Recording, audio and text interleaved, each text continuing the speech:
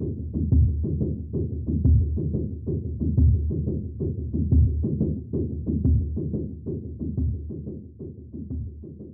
m'appelle Hendrik Dussolier, je suis réalisateur, j'ai réalisé le film Babel, et qui est un voyage dans la Chine contemporaine. On traverse le temps et on explore les transformations de Shanghai, entre autres.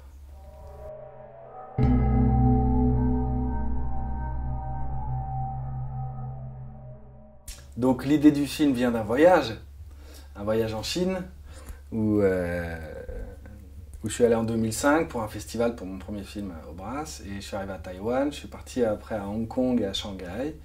Et c'est en arrivant surtout à Hong Kong où j'ai eu mon premier grand choc avec la ville asiatique.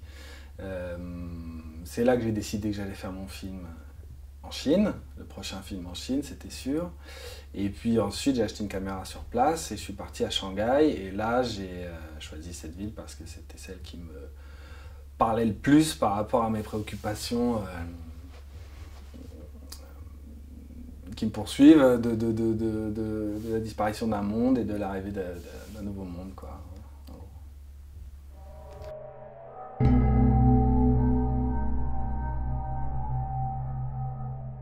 Alors, c'est marrant, qu'est-ce que j'aime particulièrement dans mon film?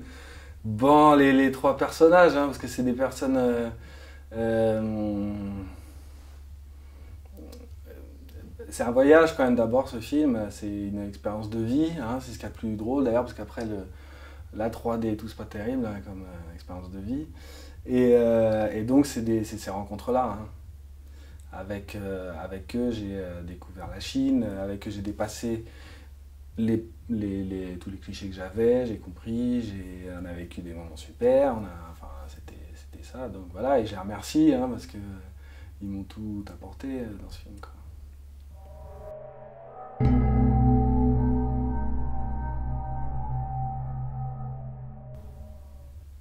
Alors, il y a une chose qui me dérange dans ce film, mais à bien y réfléchir, il n'y a pas d'autre solution, c'est qu'il n'y a pas d'humour. C'est extrêmement sérieux. C'est un sujet sérieux et traité au premier degré. Hein. Donc c'est vraiment Babel et c'est très sérieux. Et il est bien comme ça. Enfin, il est bien comme ça, c'est-à-dire qu'il n'aurait pas pu être autrement. Mais voilà, et donc c'est assez marrant de voir que là, le documentaire que je fais sur le même sujet, avec ce même voyage, ces différents voyages successifs avec tous ces rushs, que j'ai en tête depuis le début, et qui d'ailleurs au début se mélangeait avec le projet Babel, c'est-à-dire que c'était un fiction documentaire, c'est pour ça que ça a mis aussi très longtemps à trouver sa forme vraiment fiction. Là, le documentaire, j'ai l'impression que c'est assez drôle. En tout cas, c'est fait comme ça et dans la bonne humeur. Donc c'est un portrait de la Chine assez décalé, quoi.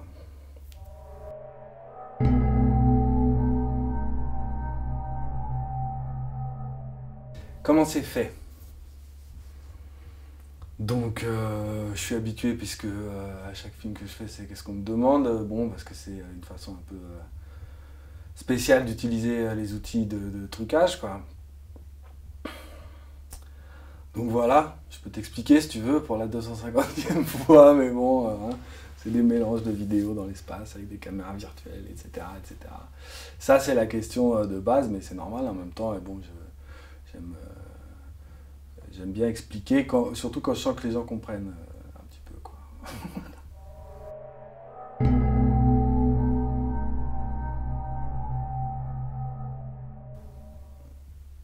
Comme c'est un film qui était très artistique au début et qui est devenu une fiction, qui a été construit sur des préoccupations historiques, journalistiques, et que j'ai ensuite incarné dans des personnages qui ne parlent pas, en plus, dans cette forme un peu particulière de cinéma où il n'y a pas de dialogue.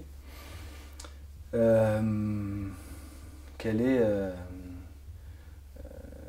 l'histoire, le sens de ce film, quoi, en fait.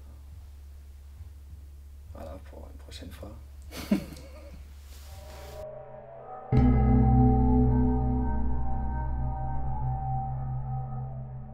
Non, je pense qu'il y a plusieurs niveaux de lecture. En fait, c'est ça. Il y a plusieurs niveaux de lecture.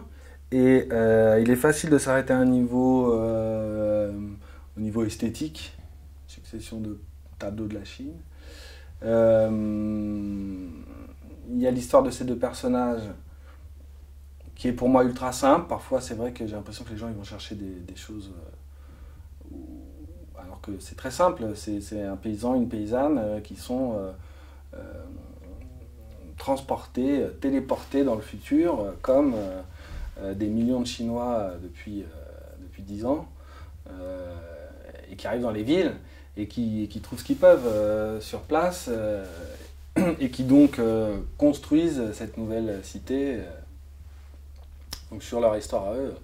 Et puis le troisième niveau, c'est la Chine, l'évolution de la Chine dans un niveau civilisation, un niveau... voilà. Et ce niveau-là, qui fait écho au mythe de Babel et qui vient de toute une réflexion sur la Chine d'un côté, d'une part, et puis l'accélération de l'histoire, la vitesse, le risque d'accident et toutes ces thématiques-là. Je sais évidemment, mais c'est normal, puisque moi j'ai travaillé le sujet à fond, que ça échappe à pas mal de gens, quoi.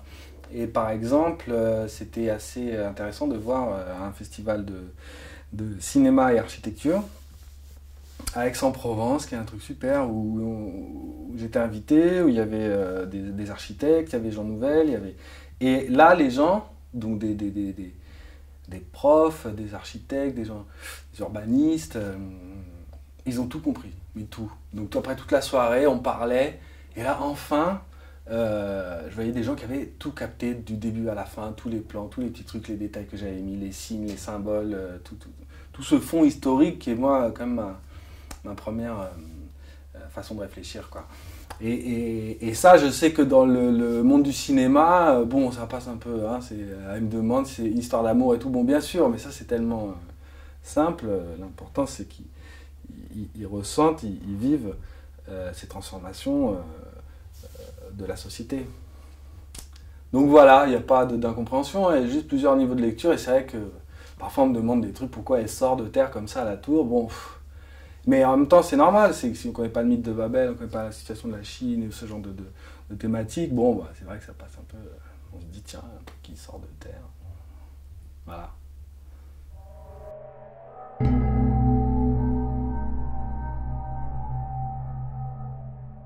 Il y en a des tonnes en fait parce que c'est... mais je vais pas vous... parce que c'est un tournage un peu... comment dirais-je,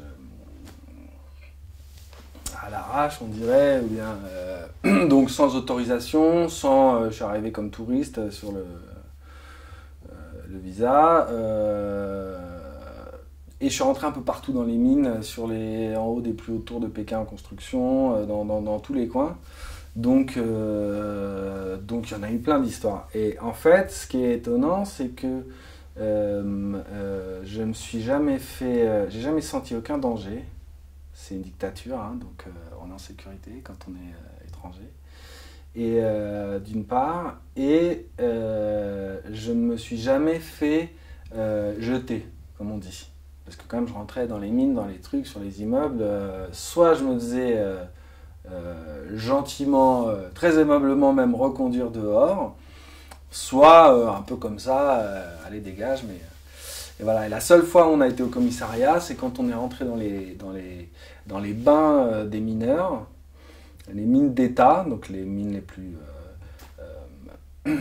sûres et les plus comment dirais-je, confortables, enfin, ont des bains, des grands bassins où les mineurs vont se laver. Et donc là, moi j'ai filmé ça, pour moi c'était quand même donc tous les mineurs nus en train de se laver dans les bains, qui sont tout noirs, de l'eau, enfin bon, c'était pour moi le top, quoi. On était dans l'endroit où j'allais sortir les meilleurs plans. Et on est resté 1 heure quand même, on a fait plein de plans, il y a une scène dans Babel, et puis on s'est fait virer, et on a passé 3 heures au commissariat, là-bas, là, dans la région des mines, où c'était très bon enfant, hein. Bon, c'était vraiment, à partir du moment où on est étranger, on risque pas grand-chose, quoi. Donc on avait un peu flippé, on avait planqué les cassettes, on avait essayé pas mal de trucs, mais finalement, on a passé 3 heures à rigoler avec les flics un peu de campagne, comme ça, quoi, on blaguait, moi je faisais le couillon, mon Zang, il me disait surtout, continue à faire le con, ça les fait rire, et puis on offrait des clopes, voilà. Donc dans cette dictature chinoise terrible qu'il est, hein, moi j'ai eu que ça comme problème, quoi. C'est tout. Comme truc dangereux, quoi. À part les types des mines illégales, justement, qui eux nous ont fait sentir que si on restait quelques minutes de plus, là ça pouvait être très chaud, mais bon, il suffisait de partir. Donc voilà, rien de très dangereux, mais des trucs très drôles par contre.